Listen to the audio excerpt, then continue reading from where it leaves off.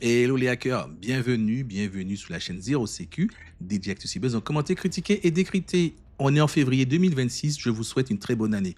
Beaucoup de bonnes choses pour vous, beaucoup de réussite dans vos projets, beaucoup d'argent, oui, beaucoup de cybersécurité et aussi la santé, car sans santé, tout ce que j'ai dit avant est nul et non avenu. Aujourd'hui, on va s'intéresser aux agents IA. Comme vous le savez, en surfant sur Internet ces derniers temps, des milliers d'assistants IA tournent en autonomie sur des serveurs à travers le monde. Ils lisent des emails, lancent des scripts, se connectent à des API, envoient des messages, etc., etc. Et pour certains d'entre eux, la porte d'entrée est grande ouverte. Pas de mot de passe, pas de restriction réseau, rien, niet, nada. OpenClaw, ça vous dit quelque chose? Aussi connu sous ses anciens noms CloudBoat, puis Modbot, c'est le même projet, renommé 2 fois en quelques semaines suite à des problèmes de marque avec Anthropic. Avoir CloudBoat et CloudCode, ça peut porter à confusion. Et Anthropic n'a pas aimé la blague. On va s'appuyer sur un article de Strike. Strike, une composante de Security Scorecard. Donc Security Scorecard et sa copine BitSight ont un business model. Il y aurait beaucoup à en dire, hein. Le fait de scanner Internet et puis de donner des notes aux entreprises ayant des points de présence un peu moins bonnes que d'autres, c'est un peu bizarre. Donc, que dit les chiffres que ressort l'enquête de Strike qui a été publiée le 9 février 2026? Il en sort que 15 200 instances sont jugées exploitables pour une RCE, c'est-à-dire une prise de contrôle à distance, sur un total de 42 000 IP publics exposés et répartis sur 82 pays. C'est-à-dire que Strike ont scanné, comme d'habitude, hein, Internet, ont identifié à peu près 42 000 IP qui exposent la console OpenClaw Control Panel avec un accès total. Et en plus de ça, dans ces 42 000, 15 000 exposent une version d'OpenClaw avec une RCE. C'est beau. De plus, il y a 3 vulnérabilités, donc 3 CVE avec des exploits publics disponibles, donc des publics exploits de code disponibles. On est voilà dans plusieurs risques et plusieurs possibilités d'exploitation des machines. La question n'est pas est-ce qu'un attaquant pourrait faire quelque chose, parce que oui, un attaquant pourrait faire quelque chose. La question c'est qu'est-ce qu'il pourrait faire avec un agent IA qui a déjà les clés de toute notre vie numérique? Je m'explique. Il faut revenir à qu'est-ce que OpenClaw. OpenClaw, c'est ce framework open source d'agent IA, hein, qu'on installe sur une machine, sur un laptop, sur un serveur, sur un VPS en cloud, et on lui donne des accès à nos mails, nos calendriers, les messageries, des API et parfois même des shells complets sur des machines ou sur la machine en question. OpenClaw donc est assez récent. Il a explosé ces dernières semaines, plus de 100 000 utilisateurs selon le dépôt GitHub, et ça continue d'augmenter. Si vous allez sur Amazon et vous cherchez un Mac mini, parce que c'est, on va dire, le Mac mini et les instances en cloud, ce sont les deux utilisations qui ont eu le vent en poupe. Eh ben, par exemple, les Mac mini sur Amazon, il n'y en a plus. Il n'y en a plus. Le projet permet quoi? Permet tout ce qui est identifié là. On parle des messageries. Donc, il peut envoyer des messages à WhatsApp, à Telegram, à Discord, à Slack. On parlait également des full accès. Ben, on peut donner accès à des machines. On peut lui dire d'écrire sur une machine. On peut lui dire d'exécuter des scripts, etc. Et il y a une persistance de mémoire. Et ça a été le truc qui a été vendu. C'est le fait d'avoir toute la conversation hébergée en interne et non hébergée chez un tiers. Cependant, qu'est-ce qui se passe quand on a une vulnérabilité?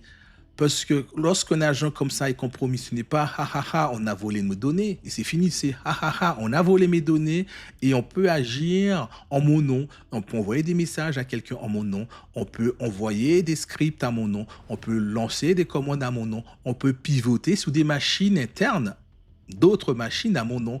On peut modifier des configurations à mon nom. Parce que oui, il faut faire la différence entre un assistant IA chatbot et un agent IA OpenClaw, par exemple, qui lui agit. Il peut lire, écrire sur le disque, il peut exécuter des commandes, comme je disais, il peut contrôler le navigateur, il peut envoyer des messages et il stocke cette mémoire persistante avec toutes les activités d'une session à l'autre. On a les activités qui sont stockées. Donc, quand c'est compromis, eh ben, il a quoi le mec là. Il a quoi? Eh ben, il a accès à cette mémoire, donc à toute la conversation que nous avons avec l'agent. Il aura accès à tout. Le risque, c'est quoi le risque, le vrai risque? C'est pas que l'agent agit, quoique, oui, le fait que l'agent agisse à notre place, c'est un risque. Mais le vrai risque, les vrais risques, ce sont les accès. Le premier, ce sont les accès qu'on lui donne sur notre vie, entre guillemets, messagerie, mail, calendrier. L'autre risque, ce sont les accès qu'on laisse nous-mêmes ouverts pour pouvoir y accéder, c'est-à-dire les ports qu'on ouvre. Lorsque on regarde l'article de Strike, il y a une problématique de configuration qui revient. C'est-à-dire que lorsqu'on installe OpenClaw, celui-ci s'installe en 127.0.0.1 en localhost et il écoute uniquement sur cette IP. Cependant, en fait, lorsqu'on veut y accéder, on va dire un peu partout, la tentation première, et moi je l'ai faite, hein, la tentation première étant de lui dire d'écouter sur toutes les interfaces réseau. Ensuite, double effet qui se coule, lorsque celui-ci est installé sur un VPS, eh bien, l'autre tentation, c'est de dire on ouvre le port d'OpenClaw sur le monde entier. Typiquement, dans les groupes de sécurité, par exemple sur AWS, on ouvre OpenClaw sur 0.0.0/0, c'est-à-dire tout le monde entier. C'est là le problème. Qu'est-ce que Strike a identifié? Durant les 24 heures qu'ils ont fait leur recherche, là, on avait une forte progression du nombre de machines exposées. En début d'article, ils avaient identifié 24 instances avec OpenClaw d'activer, d'exposer. En fin d'article, c'est monté à plus de 40 000 instances. Et le nombre d'instances ayant des CVE continue d'augmenter. On était à plus de 24 000. Donc, ces instances ont des CVE propres, je dirais, à OpenClaw, mais également les gens ouvrent potentiellement ces instances sur d'autres applications ayant d'autres vulnérabilités, dont des vulnérabilités critiques. Donc les gens font quoi? Alors ils vont sur leur hébergeur là, ils utilisent le template cloud là, un ami là par exemple, AMI, en 3 clics, on ouvre les ports pour essayer et hop, on publie ça comme ça et puis la console, il n'y a aucune restriction dessus et emballer, c'est pesé et puis ça propose des erreurs de configuration. Qu'est-ce qui est identifié? C'est ça le problème en termes d'erreur de configuration. C'est le fait que, comment dire, imaginons vous avez un WordPress, un PHP-admin et puis vous laissez ouvert aux 80 BDA, c'est déjà problématique. Là, c'est un agent IA qui peut agir.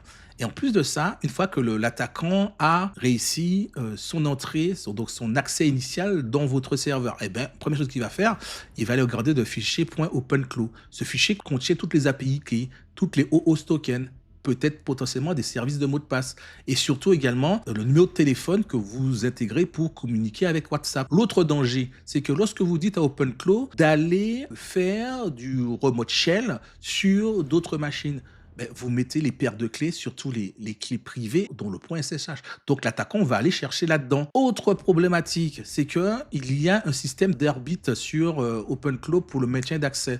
Eh bien, l'attaquant a un maintien d'accès. Mais oui, évidemment. Donc il peut revenir quand il veut sur votre machine. Et également, dernier point problématique, c'est que le contexte de mémoire, le truc qui a été vendu, l'attaquant a accès à toutes les conversations parce qu'il a accès à la machine. Ah ouais. Alors, fait marrant qu'a identifié Strike, c'est que parmi toutes les IP identifiées, 45% sont hostés sur Alibaba Cloud et 37% sont en Chine. Pourquoi je dis que c'est marrant? Parce qu'ils font, pas une liaison, mais dans le pool d'adresses qu'ils avaient là, ils avaient des IP qui appartenaient à différents groupes comme KimSuku, APT28, Salt Typhoon, Sandward et APT41. Ces acteurs ont déjà utilisé les IP parmi le pool. Bon, ça ne veut pas dire que les acteurs là sont en train d'utiliser OpenClaw pour faire des trucs malveillants, mais il y a des petits trucs qui laissent penser que l'IA c'est pour tout le monde, hein, surtout pour les acteurs malveillants.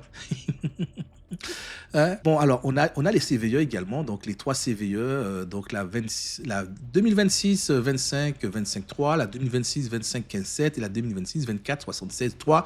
Je vous laisse aller voir les différentes CVE, dont celle-là qui permet d'échapper du Docker et la première qui permet d'avoir l'accès distant sur la machine. Il faut noter également que des malwares ont été identifiés comme Redline, Luma, Vidar à avoir un développement déjà spécifique pour viser les fichiers credentials ou les fichiers de configuration d'OpenClaw. Donc, on a déjà des acteurs malveillants, des malwares qui commencent déjà à regarder ce qu'on peut récupérer des vulnérabilités déjà découvertes.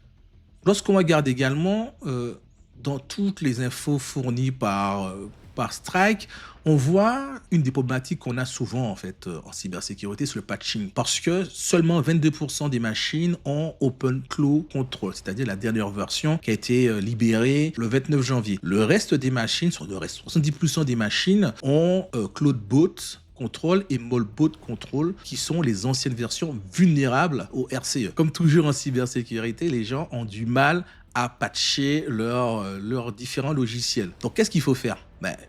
Premièrement, il faut patcher à la dernière version. Deuxièmement, il faut laisser binder en localhost et utiliser des VPN ou du Zero Trust pour y accéder, comme Tailscale ou Cloudflare. Troisièmement, sur la page de contrôle, donc le panel, mettre un mot de passe, un login, mettre un SSO. Sur le Zero Trust de Cloudflare, il y a la possibilité d'installer son propre SSO et que la page d'authentification, c'est Cloudflare qui la demande. Il y a pas mal de choses à faire.